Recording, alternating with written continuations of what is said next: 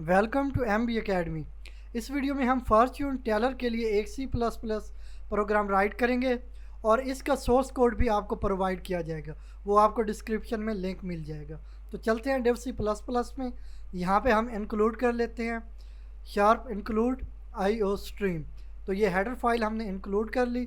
इसके बाद एक और हेडर फाइल हम इंक्लूड करते हैं और वो है एस टी डी लिब स्टैंडर्ड लाइब्रेरी होती है ये .h। और इसके बाद एक और हम लाइब्रेरी इंक्लूड करते हैं, वो होगी सी टाइम। और एक और लाइब्रेरी हमें यहाँ पे इंक्लूड करनी होगी और वो होगी विंडोज़ .h। तो ये हम क्यों ऐड कर रहे हैं ये मैं आपको साथ साथ बताता जाऊँगा आगे चल के। तो यूजिंग नेम स्पेस std। और इसके बाद चलते हैं मेन में। तो मैं यहाँ पे ले लेता हूँ इंट मेन और इसकी बॉडी। और इससे नेक्स्ट हम यहाँ पे लेंगे srand। ये मेथड है हमारा और मैं यहाँ पे ये डिफ़ाइन कर दूँ srand और इसकी बॉडी ये पैरेंथेसिस। और इसमें हम देंगे टाइम मेथड और टाइम में हम नल वैल्यू सेट कर देंगे। तो ये अब srand को मैं ज़रा डिफ़ाइन कर दूं। ये srand हमारे मेथड है जो कि हमें स्टैंडर्ड लाइब्रेरी से मिलता है और इसमें हमने ये हमें करता क्या, ये सीड वैल्यू रिटर्न करता है। जो भी आगे हम एक इंटीजर लेंगे जो कि रैंडम इंटीजर होगा उसकी ये सीड वैल्यू हमें देगा। और इसमें ये जो हमने पैरामीटर दिया है टाइम मेथड का और इसमें हमने नल वैल्यू सेट की है, ये इससे ये होगा कि जब भी हम प्रोग्राम को रन करेंगे तो हमें एक नई वैल्यू मिलेगी, पहले वाली वैल्यू रिपीट नहीं होगी। इसके बाद यहाँ पे मैं करैक्टर टाइप एक पॉइंटर ले लेता हूँ और इसके बाद अरे ले लेता हूँ। यहाँ पे अरे का नेम मैं रख लेता हूँ फॉर्च्यून्स और इसे मैं एम्प्टी रखता हूँ। इसका साइज़ मैं यहाँ पे डिफ़ाइन नहीं कर रहा। तो ये जितना साइज़ होगा आगे जितनी वैल्यूज़ होंगी उनके अकॉर्डिंग उनका साइज़ सेट हो जाएगा। तो मैं यहाँ पे कुछ वैल्यूज़ ऐड करता हूँ, वो मैंने यहाँ पे पहले से टाइप करके रखी हुई हैं। इनको मैं जस्ट कॉपी यहाँ से करके और यहाँ पे अरे में पेस्ट कर देता हूँ। तो ये कॉमा के साथ सेपरेट किया हुआ है।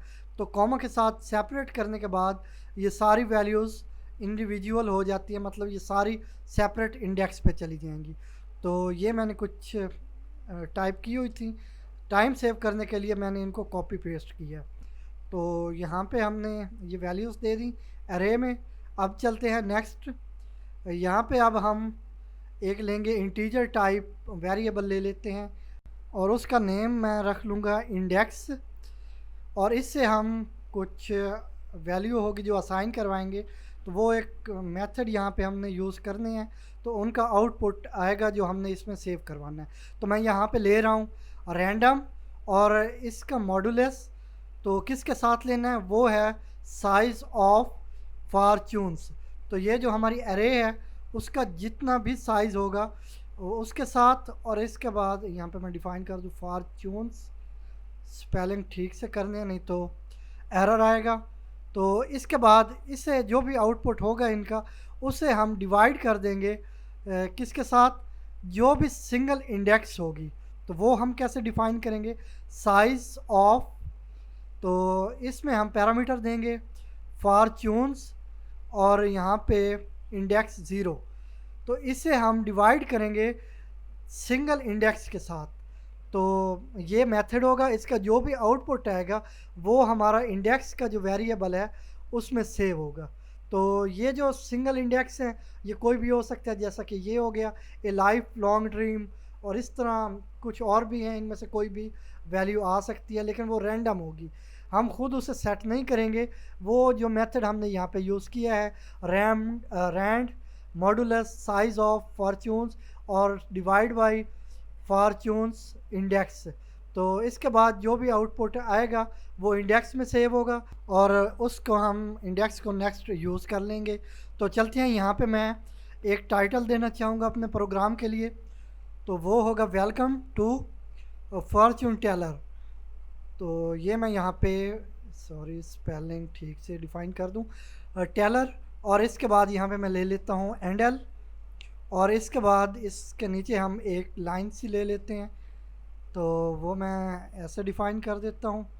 और इसके बाद यहाँ पे हम डबल एंडल यूज़ कर लेंगे।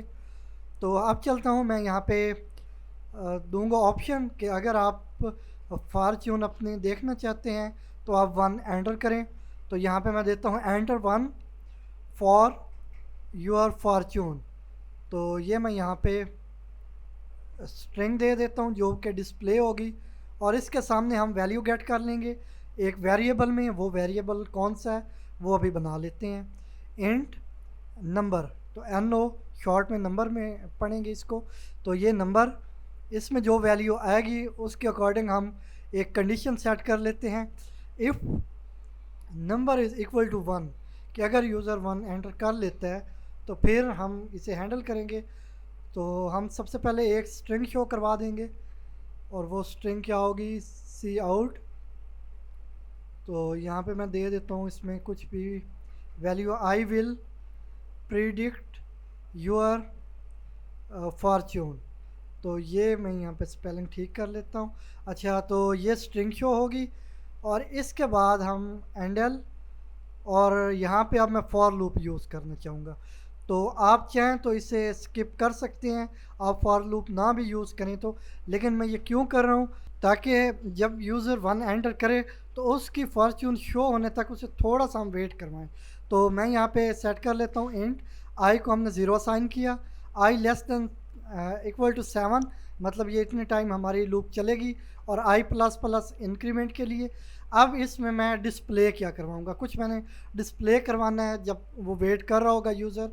तो यहाँ पे मैं सी आउट यूज़ कर लेता हूँ, सी आउट, और इसमें मैं जस्ट डॉट ले लेता हूँ, 3 डॉट ले लेता हूँ, और ये 7 टाइम लूप चलेगी, और ये डॉट हमें शो होते जाएंगे। तो इनमें हम डिले देंगे थोड़ा सा, कि वक्फे वक्फे से एक पास के बाद दूसरी बार डॉट शो हों, फिर तीसरी बार। तो ये मैंने स्लीप का मेथड यूज़ किया है, जो कि हमें विंडोज़ डॉट एच लाइब्रेरी से मिलता है, ये स्लीप। और इसमें हमने माइक्रो सेकंड्स में वैल्यू सेट कर दिया है। ये तकरीबन 1.5 सेकंड का गैप होगा, और उसके बाद फिर आगे चलेंगे 3 डॉट्स, फिर गैप होगा 1.5 सेकंड का, उसके बाद फिर 3 डॉट्स चलेंगे। तो ये 7 टाइम हमारी लूप चलेगी, और तब तक वेट करना होगा यूज़र को, और उसके बाद उसको जो भी उसकी फॉर्च्यून होगी, रैंडम सी वैल्यू जो सिलेक्ट होके आएगी वो हम शो करवा देंगे। तो इसके बाद मैं यहाँ पे फॉर की बॉडी से बाहर आ जाता हूँ। तो यहाँ पे मैं स्ट्रिंग शो करवाता हूँ योर फॉर्च्यून, और इसके सामने ही जो भी फॉर्च्यून होगी यूज़र की, जो सिलेक्ट हो के आएगी, कोई रैंडम से स्ट्रिंग होगी, तो वो हम यहाँ पे शो करवा देंगे।